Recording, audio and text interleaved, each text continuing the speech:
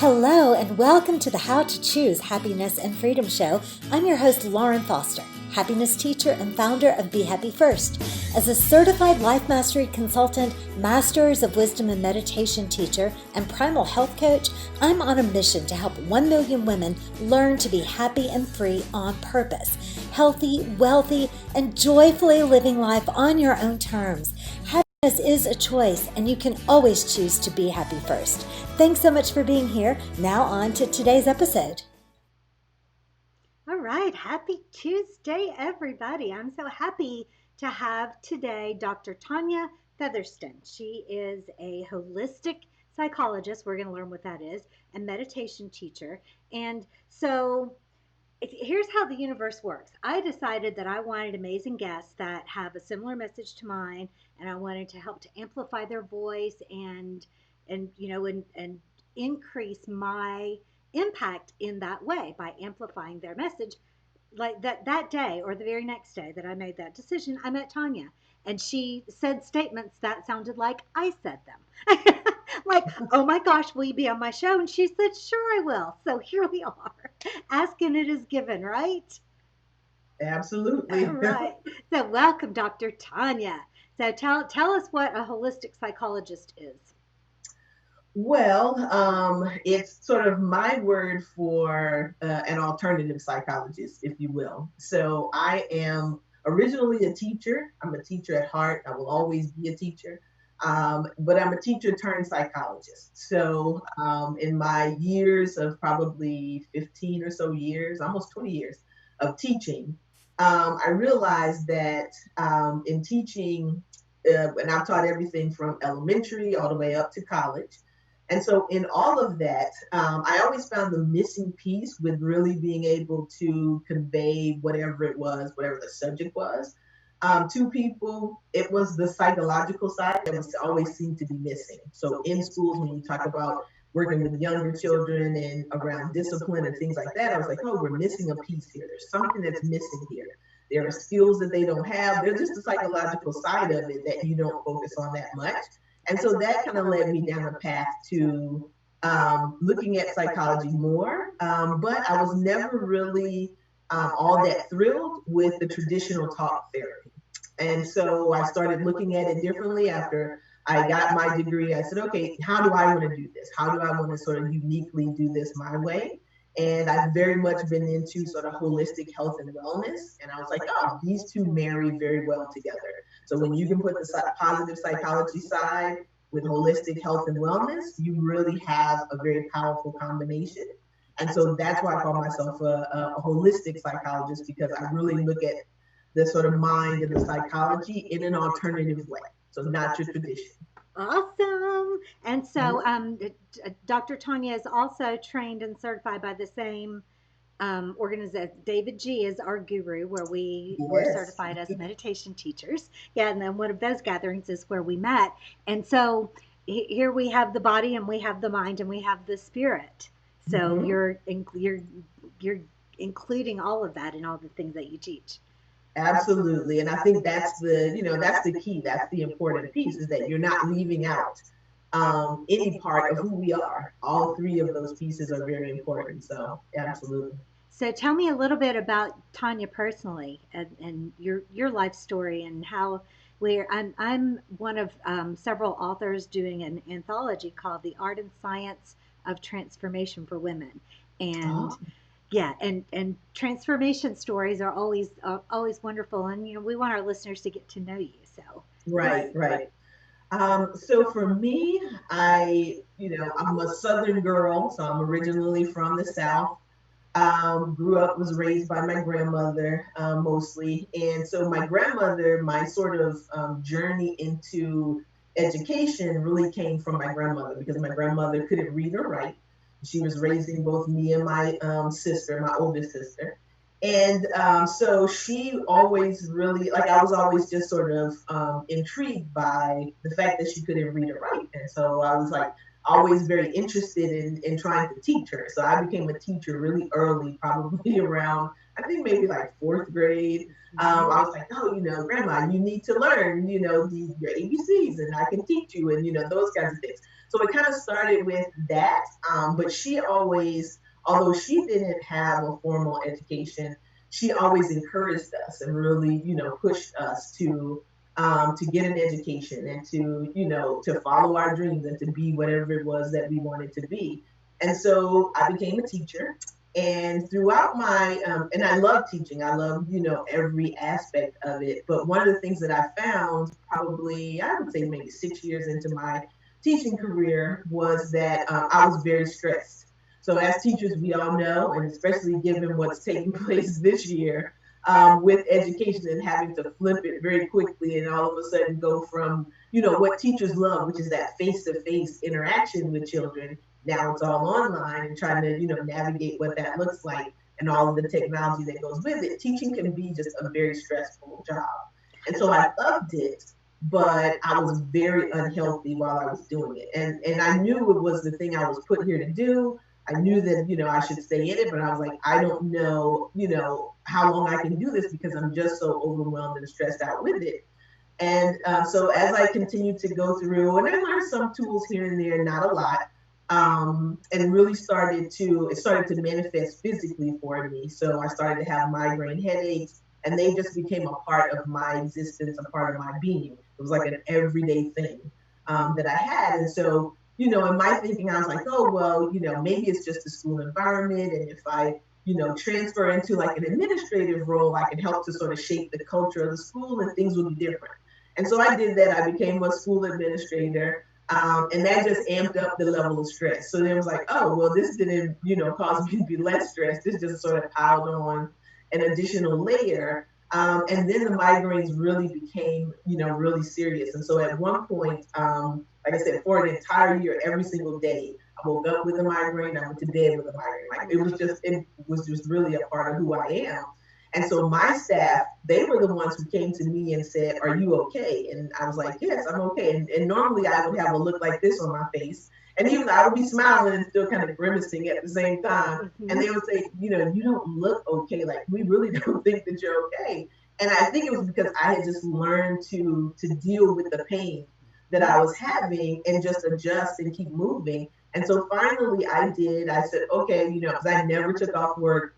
I was a serious workaholic. I was so much about, the work that I was doing. And so I did. I took off one day because I just really felt horrible that day. Went to the doctor, and he scared me to life, is what I always say, because he looked at me and he said, "What?" And all he wanted to do was really talk to me, which was unusual for doctors, even now. And so we sat and we talked for like a full hour. And he just asked me lots of questions about my life and my lifestyle and things like that.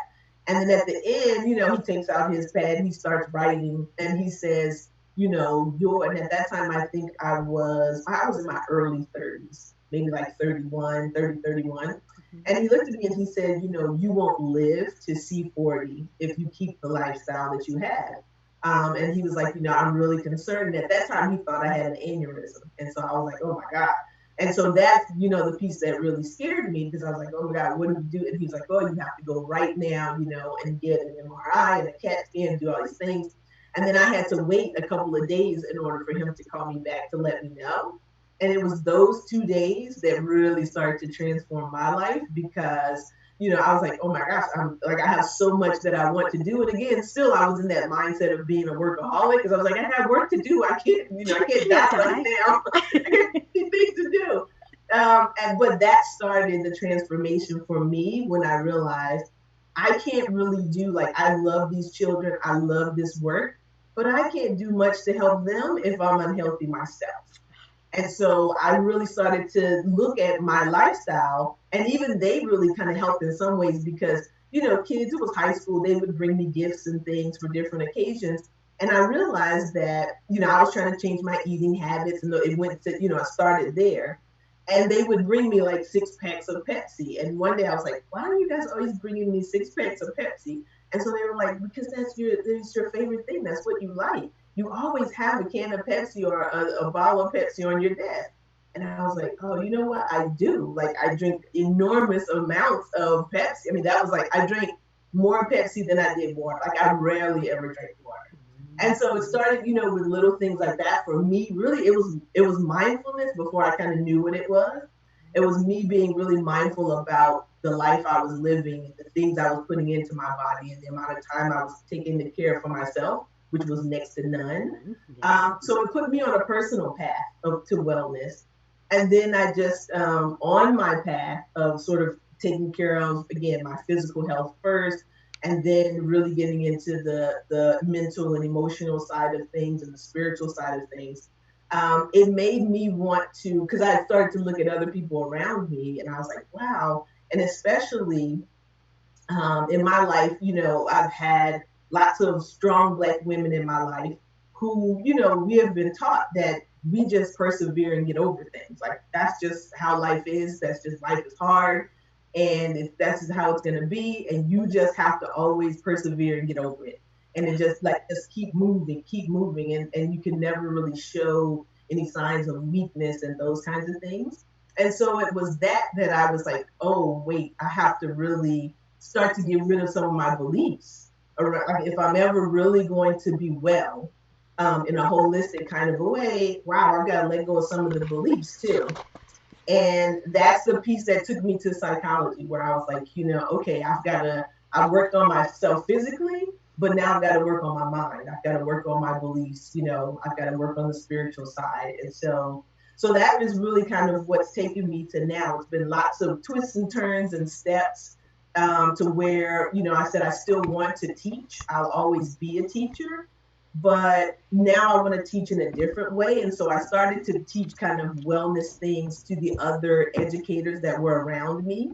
That's kind of how it started. I was like, teachers need to be healthier. And so I started with teacher wellness, things in schools, and I created a teacher wellness app and those kinds of things. But now it's more, I think for me, more broadened out to be just women in general. That, again, as women, we are the ones who lead the way for our children, for everyone else. And so it's so important for us to be healthy and to be well, but we so often put ourselves last. Yeah, it's just, it's ingrained in us for some reason. It really is. It's like you have to do for everyone first. And then if there's any time left, you can do something for you. And I was like, that's so backwards. You can't do that. You have to be at the top of the list. You can't be at the bottom. Right.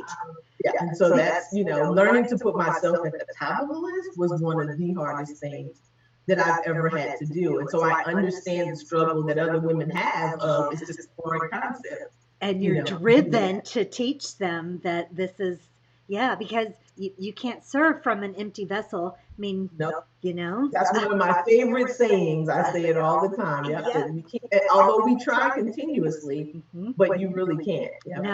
No, you can't. And, one of the other things that I'm always saying is that words don't teach, experience teaches. And so you have this experience and that's exactly the moment that I had. I'm like, I want all women to realize that they don't have to settle. You do not have to put up with migraines. Yes, you don't. No. You can live a really happy, healthy life and still do, all those things that you want to do. Yeah. And that's the thing. And that life doesn't have to be a struggle. Right. And that's one of those things, like, I think we went through such a long period of the struggle, the hustle, the grind, like all of those words that made everyone feel like life had to be so hard. And for you to get anywhere, and for you to, get any of the things you want, then you really, like, things had to just be really tough. And I was like, and then, when I learned other, I was like, wait a second. Universe has my back. Wait a second. I don't even have to do all the work. It's like the whole workaholic thing. Like I've been wrong with that all the time. And it's like, it's not me. Like I have a role to play. I have a part that I have to do. And my part is really just being very clear on what it is that I want, and then keeping my attention on that. I was like, those are the only two things I really have to do, and the universe is going to do all the rest. And originally I was like, okay, that's crazy. That doesn't make sense. I was a workaholic. Like, no, there has to be a list. There have to be more things that I have to do. Yeah. And when I really came into that piece and sort of got in the flow of that, I was like, wow, this is very powerful. I had no idea that I've been missing out. And I always say, if I knew, when I was like a teenager, half the stuff that I know now, I was like, oh, I'd have been a force to be reckoned with. Yeah. Because, I said, my parents probably were like, what is she doing? Because, they already thought I was kind of the unusual gypsy child that was always out, trying to explore things. But I was like, I would have really been like off the chain if I had known then what I know now. So. Yeah, but there's still plenty of time for you to Absolutely. change the world and rock the world. Yeah. Yep, absolutely. I love it. I'm 50, so I still got plenty of time, plenty more years. Plenty of time. Yep. Yeah. To just live that life and to live a really, and that's the thing that connected me so much to you, when you said a happy and free life. And it's like, that's, the goal for, or should be the goal, for all of us, is that if you can really find, I always say, find your happy place. And, that's one of the keys. It's like, if you can find your own personal happy place, because you can't figure it out from me, can't figure it out from you, because, ours is different. But if you find your own, everything else in life just kind of lines up and becomes so much easier, than what it's ever been before. Yeah. Okay. So everybody, I want you to pinpoint the part of her story where she said, what, this really is how it works, and didn't believe it until she tried it and proved it to herself. Right. And let the universe prove to her that it really does have her back, that if she is clear about what she wants and paying attention to those things and not paying attention to the lack of all those things, they would come to her. So experience is what teaches, right? Yes. Okay. And that's what drew me to David G so much, is that, I listened to one of his meditations because I really got heavily into meditation, and it was his around the power of intention and attention.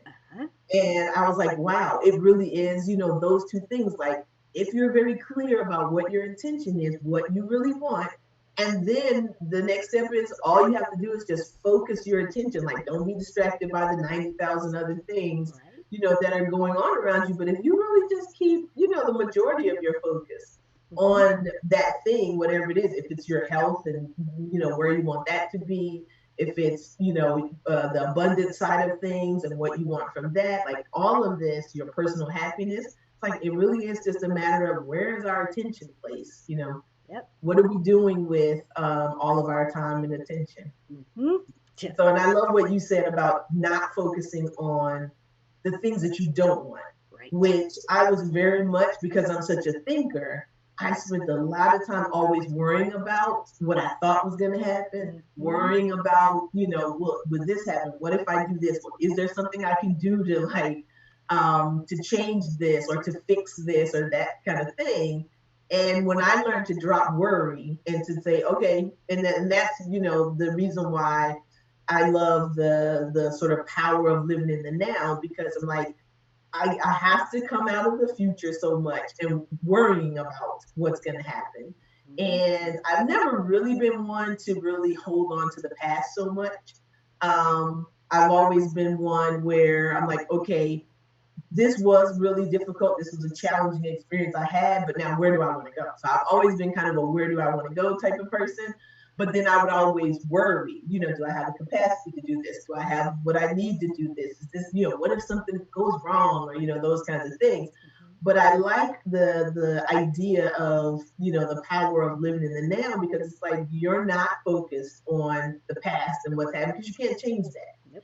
And you're not focused too much into the future to the point where you are trying to fast forward yourself or, create that so much on your own, and you're not worrying about it. You are really just being sort of happy and joyful in what you have right now. You're spinning your focus on, what's happening right now. And when I think about just like our world and what's going on with it, whether it is, the coronavirus piece, whether it is all the things that are going on with Black Lives Matter, like for so many of these things, just our country and how it's being run, like all of those things, I have, so many friends and colleagues who, and we all do it, we all go down with the rabbit hole, and we'll start to be like, oh my gosh, I can't believe he's saying this and he's doing this. Oh my gosh, I can't believe, that it's 2020 and we're still, we have so many race issues and, all of those things. And what did, coronavirus, I think, just took us all by storm. And it's like, what is this and what's happening? And, this shouldn't be happening. And and when all of that got started, I found myself doing the same thing of really long, what's going on with it and focusing on so much of what I didn't want. And then I was like, oh, wait, wait, wait, wait. And I remember going to my wife one day and saying, wow, like, wait, we have to change our conversation and we have to be very mindful about really sitting down and being intentional about what do we want from this? What is it? So, with the coronavirus piece, I sat and I meditated for a while and I said, in all of this, I don't know what all this is, but what I do know is that I want to be and I am healthy. I'm healthy and I'm well. That's what I want. So I'm not gonna focus. And people would say, did you hear what happened? Did you hear how many people? And I was like, nope, because I can't do all that. What I know is that in this moment, I am healthy and I am well. And all the rest of it doesn't have anything to do with me. I'm not dealing with any of that. And sometimes people, especially family and people, they look at you like you're crazy because they're like, baby, it doesn't have anything. Like, don't you know? And I said, absolutely. I will follow the rules. So I'll know enough to know, okay, for Maryland, because that's where I am, we can't go out without masks. Okay, I know that, understand it, and I will comply, with what those rules are. But beyond that, I'm not going to get consumed with what's happening. Right. And, I think is such a powerful thing for us to understand, is that you really have to focus on what you want to have happen and not just all of the negatives, all the negative things that are going on around us. I loved what Mother Teresa said. She was asked why she would never attend an anti-war rally. And she says, oh, no, I'll never do that. But invite me to a pro-peace rally and I'll be there. So, absolutely. Yeah, but anything we push against, we're only adding energy to it. Yes. So. Yes, and that's so true. And that's one of those things where, again, it was hard for me because, I was very much a person where I'm like, oh, you're a we doer. have to change this and we have to save this and we got to stop doing this and everything from Earth Day to whatever. I was like, there was a cause, I was down for it. And I had to realize, oh wait, but so yes, I do believe that we could take better care of the earth. But maybe me, doing some of these rallies and those kinds of things against global warming and all that, that's maybe not the right way to go about this. Yeah. And so it is, it's like, okay, what can I do to contribute? Okay, I can plant a garden. I can grow my own food. I can, teach other people to garden. So there are other ways where I can, have an impact. I can recycle. So I can do my own personal things. Yeah. But right, not sort of go to all of those kinds of things. And that's a big thing, I think, now, because even with like everything that's going on with Black Lives Matter, and, I have a lot of family and friends and, a lot of younger people who are doing the protests and things like that. And I fully support them in what they're doing. But, it's like I just have a different way and a different approach of looking at that and saying, okay, I really want to spend my time, effort, and energy on what kind of America do I want us to have? I want us to be a place where, because we are so multicultural, that everyone can kind of come here and live and be a part of the fabric of this country and be safe and well in doing it. To be respected, to be all of those things. And so not to focus so much on, again, on those negatives that's happening. And so I don't do the protesting and things like that. And again, people will say, well, why won't you, and it's not always easy to explain, why you won't do those things. But it's like, no, I'm with you in the sense that I do believe that we need change. And I do believe we have the power to create the country that we want to have. But there's some mind things that need to happen and take place. And collectively, if we start to, again, visualize the type of country we want to have, we'll get ourselves there much faster than fighting against each other. Just tell them you're the Mother Teresa of your neighborhood. Well, I don't know about that, but it's funny because I just had a conversation with some friends, and they were like, "Oh, I took them through an infinite possibilities workshop," Mike Because Dooley? I'm infinite. Yes, yes, I'm an infinite possibilities trainer. You And are. That's awesome. yes, and so they were like, "Oh, we were some joke that happened," and they were like, "Oh, so you're so like woo woo," and I was like, "Yes," and then I said, "Well, actually, remember that workshop that you went through with me a few months ago?" And they were like, "Oh yeah," and I was like, "Well, you're woo woo too because you went through the work," and they were like, "That was woo," and I was like, "Yes."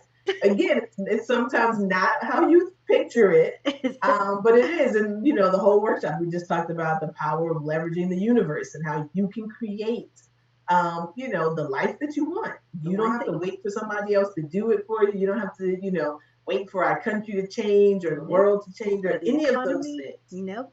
You can have that life right now. Right. You don't have to please your mother. You don't have to please your president. You No, don't have to please your husband or your wife, or you get to create the life that you want. And that's so hard for people to get their minds around.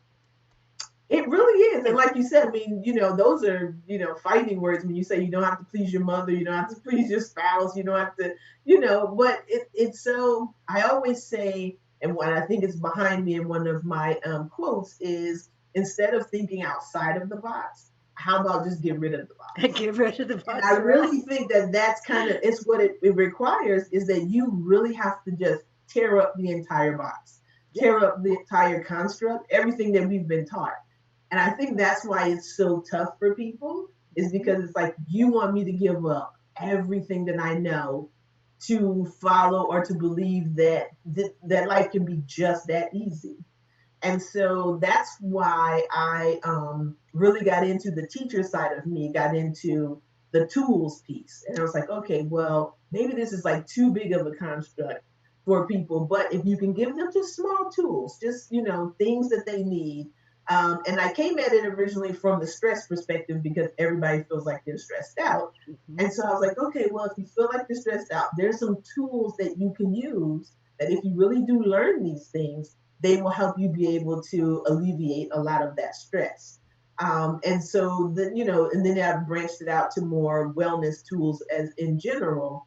But even when I talk about meditation, I always do it from a standpoint of the reason why you're stressed is because you don't spend any time. And I always ask them, how much time do you spend being like still and quiet?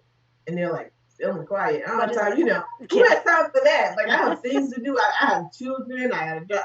And I'm like, okay, I understand that, but do you think you can find like 2 minutes in a day to be still? And they're like, well, what am I going to be doing? You're going to be still and quiet. You're gonna be doing nothing. They're like, okay. And it's like that's where I start with people. It's like if you can give yourself just 2 minutes, like can you find 2 minutes in the morning when you first sit up, you can do it right then, and then it's kind of works its way into, full meditation. But it's my belief that that's what meditation is. It's like if you giving yourself just a moment to be still and quiet. You do. And in our world, that's considered to just be a waste of time, I guess, for a Yeah, lot of people. but again, once you start and prove to yourself how much better your days go and how much calmer you are and how much more resilient you are when things go wrong, that that if you can start, then you can convince yourself. So share with me your favorite tool to get people started. So here's my listener that says, all right, I think these girls are full of crap, but I'm willing to try one little thing. And we get just one little part of their mind open to the possibility that they might really be the creators of their lives. What's Mhm. the first tool that pops into your mind that you can share with us? My favorite is visualization because I think that all of us, there's something for every person. It doesn't matter how busy they are, how stressed they are, how much of a non-believer they are in any of this. Mhm. Um, I always start with like, what's something that you want? What's just one? It could be anything, and it doesn't matter what it is. And so, some people will say, I want a different job. I want, to be healthier. That happens a lot with people. Some people will say, more money. They want abundance, those kinds of things. And so it starts with that. And so, it begins with, okay, so there's a tool. And again, I talk about, there are a lot of things that are everything was created with our minds, with different people's minds. So if you think about, and I always give the example, well, think about how the Wright brothers, for example, wanted to be able to fly. And at that point, they were like, what? You could, like, that's not what we do. You're going to just be floating around in the air. Like, what are you doing with this? Yeah. But in their minds, they could conceive that there is, if there's a possibility for us to create some kind of craft that can, take us, for distances throughout the air. And I was like, it was them constantly staying focused on that and putting their attention on that they were able, to be able to create that for us. Now we fly all over the world and don't even think twice about it. Right. And so, people look and they're like, oh, okay. And so I said, so your mind has that same power. So if it is a different job that you want and you feel like, you're stuck in this job, well, you're not. So what does that job look like? And so, I just have them, I'm like, close your eyes and just think about, forget the job that you currently have. Nobody cares about that one. But so just close your eyes and just tell me, visualize what would that perfect job look like to you? Where are you? And so I take them through a visualization of, even though that's not, I haven't said that word at all. I'm like, just imagine, just tell me where, what kind of, is it at an office space? Is it indoors? Is it outdoors? What does your space look like? Do you have your own desk? What are you doing? What are you doing, in this job? How much money are you making in this job? When you're there, like picture yourself doing this thing. Are you smiling? Are you laughing? Like, what's the emotion that you feel around this? And so by the time you get to the end of it, they have a very clear picture of this new job that they want, of this different career, that they want. And so, it's at that point that I say, okay, you just, gone through a visualization. So now you have a very clear idea of this. Can you take just a couple of minutes every day to go over that vision that you have? Just sit, close your eyes. All you got to do is close your eyes, breathe in and out a couple of times, and then just see yourself at that job.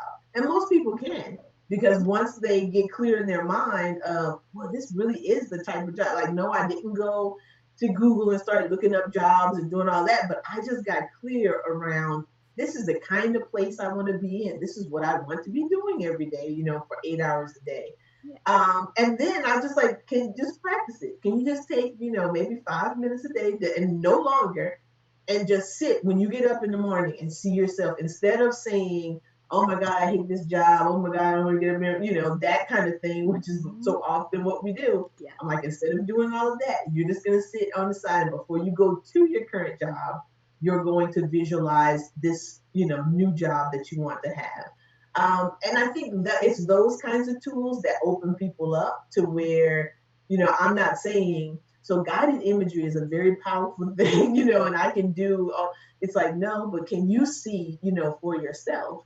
And that I think opens people up a lot. And even in situations where, I work with people who are really stressed around situations that they have going on. Mm-hmm. And so I'll just ask them, what do you want? What do you want from this situation? What do you want the situation to be? We already know what it is, but what do you want it to be? Paint a picture. And that's always the word I use, is paint a picture of what that would look like if you had a better home situation with your spouse. And so so that's why I love visualization, because it gets you clear. It goes back to that intention and attention thing. It's like, if I can get you to be clear on what you want, and you can see it, and you can, it's very powerful when you add emotion to it. Yeah. When you can feel yourself there, then as well as I know, it comes to you much quicker when you can add that sense of emotion to it. Mm-hmm. And then just try to get people to just practice just a little bit, and not, going too deep with it, not saying, oh, you have to develop a personal practice in meditation. You have to do, all these things. But just saying, you got 5 minutes every day to do that, and then do it for a week and let me know, get back to me and let me know what's happening with that. And some people will say, oh, I just kind of felt a little better about going. Like, I'm not really sure what happened with work, but I was like, how was your weekend work this week? And then they're like, it wasn't half bad. So-and-so didn't get on my nerves as much, or this didn't happen And so it's those small little tools that kind of help them make the connection that, wow, my mind, it wasn't that your coworker was probably any less gripey than she's ever been. Right. You just didn't hear her and see her the same way as Exactly. you normally did. And it didn't have anything to do with us changing her. Right. And that's the piece. Is so often people, when they're in situations, they want to change something about the other people or whatever. And I'm like, no, but it's hard to go to people and say, no, you have to change. But again, if you come at it from tools and say, well, there's a tool, that you can use, and that maybe, and try it. And my thing with the tools are that I can give you a list of maybe 20 different things, and they may not all resonate with you. They may not all really be something that you feel like is for you. But just try a couple of them. And if you try a couple of them, test it out and see. And then if you feel like it's for you, then that's something that you add in your personal toolkit. And so I always say, when it comes to our personal wellness, we all need a toolkit. So just like, we all have tools and things that we use for our professions. Every doctor has theirs, lawyers have theirs, teachers have theirs. But as people, we all have to have our own personal wellness toolkit. You've got to have those strategies that you're using every single day to make sure that you are whole, healthy and well. And they have to be, of course, mind, body, and spirit, tools. You can't do one without the other, which often we try to do. But, only working on your physical body without your mind and your spirit, it's still an incomplete process. Right. We have a Primal Health Coach, another of my programs. One of the women from Primal Health Coach Institute will be on, I think it's next week. And so, yeah, we're talking very much about your relationship with your body and your relationship with food and the just the way that you're going about things. I wanted to ask you, do you teach how to do vision boards to go along with your visualizing process? Yes. Definitely have always been a fan and a lover of vision boards. I have, I can see one of mine here in my office. One of the things, and I keep saying I'm going to do some kind of course or something on this at some point.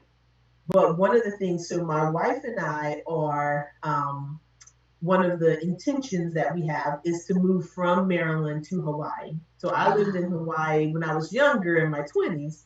And so we both now in our 50s want to go back there, and we want to, just have that be our permanent residence.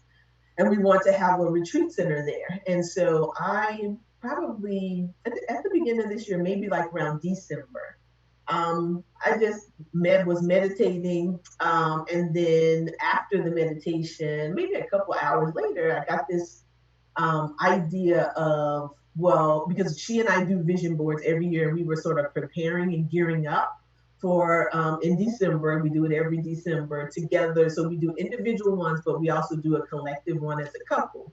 Nice. So that we are very clear, on, the direction that we want to go for that year as a couple. And so, I had been preparing for that.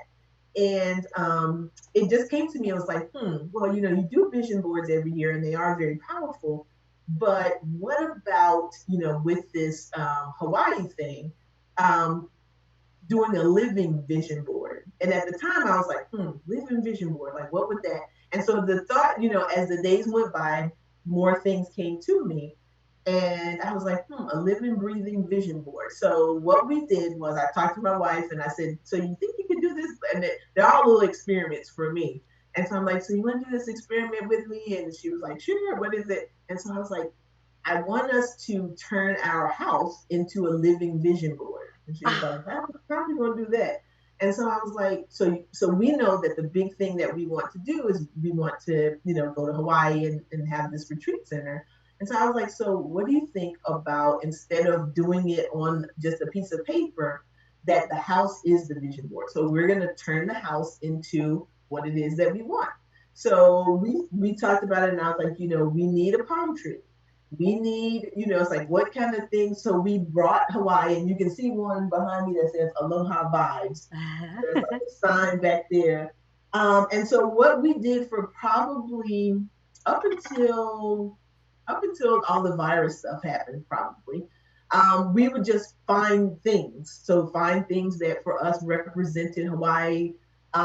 In the kitchen, we were like, oh, for the kitchen for the retreat center, we would have, a nice little tea area because we both love different teas. And so we got on Amazon and bought like a nice tea carousel. And I went and got all these different tropical teas and we put it there. We had a pineapple and a mango sitting there for the guests to eat. And so we've been doing this for the last 7 months now, where we're like, so when, my sister came up to visit and we were like, oh, so we'll set up the bedroom. And so we've named our extra bedroom a name that we're going to have for the retreat. And so that's the guest room, for the people who come to the retreat center. And so when her and her husband came, we were like, welcome to, and it's funny because the name of our retreat center is going to be the happy place. The happy place. So we, when my sister came, we were like, welcome to the happy place. And my sister's kind of looking at me like, girl, what are you talking about? Like, we're at, and we're like, no, let me show you to your room. And so literally we took them up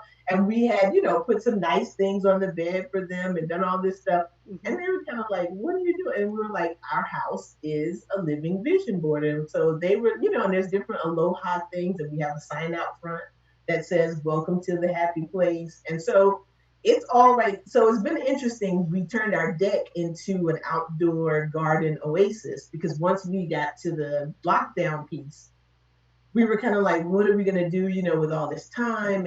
And gardening is a thing I love, but I always say I don't have time for it because I'm traveling, doing workshops and things like that. And this year, all of that got shut down. So I had 3 whole months to garden. And so our entire deck is just full of, our neighbors are looking like, what are they doing over there? They're like, they're growing zucchini and tomatoes and squash and peppers and onions and like as much stuff as I could fit on probably a 12-foot deck there. That's awesome. And it's funny because we're doing a video for Facebook, just talking about the garden and stuff. And there's a wooded area that's like right behind our house.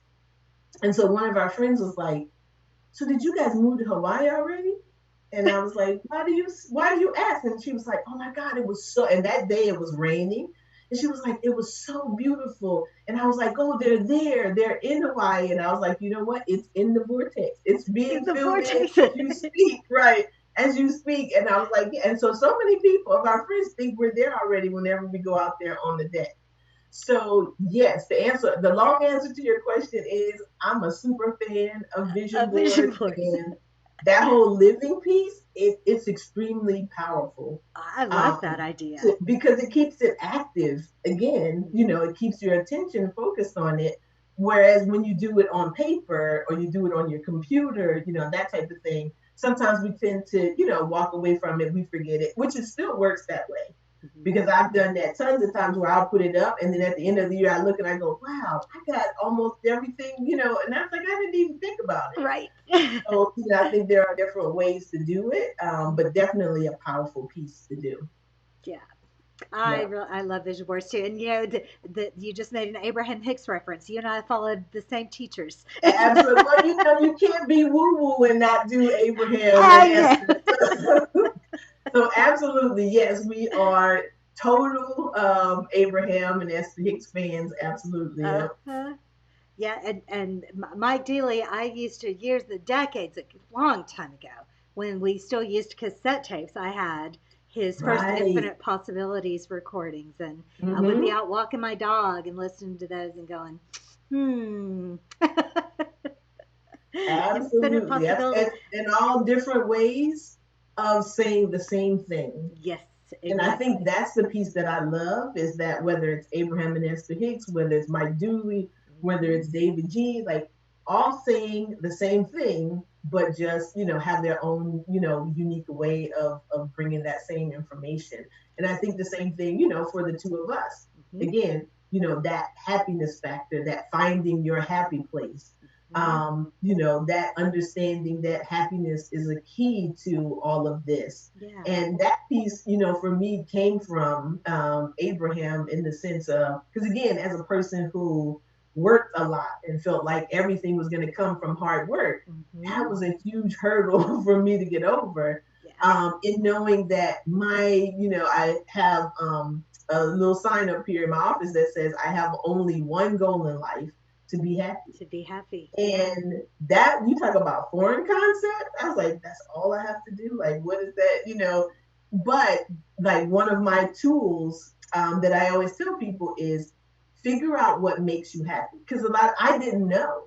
I didn't really know. Like when my wife asked me, I was like, well, and so I sat there and I'm like, usually I can think of things. And I was like, well, I like fishing. That kind of makes me happy, although I haven't done it in like 20 years. And so she was like, okay. So, it was a struggle for me to really figure out and to have like a list of things that made me happy outside of work. Right. And so it took probably about a year of me, like I just kept a running tab of, okay, this is a thing I really, this does bring me joy. Okay, this is a thing that brings me joy. And then it moved from, okay, now that I have this list, well, how often do I do any of these things? Right. And the answer was rarely ever. And so I was like, okay, so Abraham says I have to like every day I have to do what makes me happy. Well, I'm not going to stop working, Abraham, do all those things. But I was like, okay, can I do one of these things? Can I do one thing that makes me happy every day? And now I have gotten to a point where, the majority, I would probably say 80% of my day to 90% of my day, it's doing things that make me happy. And I don't really worry and stress as much anymore about I have to do, like I used to-do list was my thing. And so it was always a list of the things I had to do. And I would always wonder why those things were so hard and grueling and why I never seemed to be able to get through this list. And it was because it's like, it's all about your mindset around that. And because the fact you that have you have to do, yes. right, all these things, which is why you don't like them. And so now, it's like a list of, well, what are the things I get to do? Well, today I get to do this. Yeah. This. But it really is, it's like the first thing I do is always something that brings me joy. It's something that makes me happy. And so now I know to schedule that at the beginning of the day. So like, whether it is like today drinking chai tea and my mug says, find your happy place.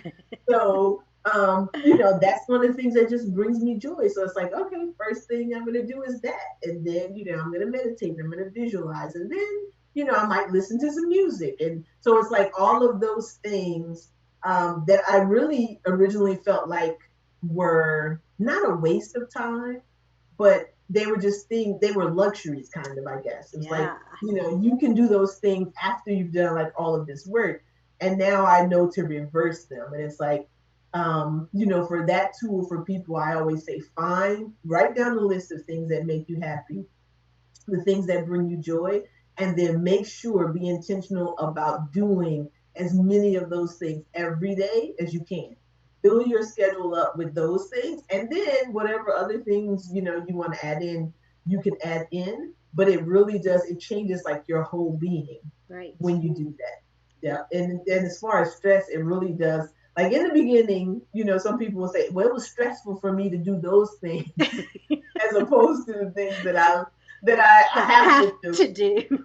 Right. And I'm like, okay, but that's just because your mind just needs to change. So you're wiring your mind to be okay with doing things that make you happy as opposed to doing things that you've been told you have to do. Yeah. So, there's a little tension, I guess, in the beginning of it, but I'm like, just stick with it. Just keep doing it, because once your mind sort of relaxes around that idea, then it's going to drop off a lot of the stress and the anxiety and the worry that it has. And then you're going to be able to do those other things so much easier. So much easier, yeah. But our brains are resistant to change, aren't they? But yes, they really good are. Change. Yeah. Absolutely. All right. Awesome. Well, this has been so awesome. We've got wellnesstoolsforwomen.com. We've got that link that's already on the screen, and we'll share all of these links in the comments on Facebook, and they'll be in the show notes and on the podcast. So anywhere, wherever you are watching or listening to this interview with awesome Tonya, you'll be able to find all the links to all of her neat tools and neat stuff. I'm so happy that I met you, and I will be your beta test subject for your retreat in Hawaii the minute you have it open. Absolutely. Absolutely. And maybe even come and help you build it. Yeah, absolutely. We feel it coming around December of this year. So absolutely, we would love to have you come. And I've You can never do been your to Hawaii. podcast That'd be from awesome. Hawaii. Yep. All right. Well, thank you all so very much for joining us. Tammy, thank you for being here. I didn't get a chance to say hello at the beginning of the show when you popped in. And Alicia and Gina, we're happy to have you here with us as always. So we're going to be back on Thursday. I can't remember off the top of my head who our guest is, but it's going to be awesome just like today. And in the meantime, remember that you can always choose happiness. You can choose to be happy first.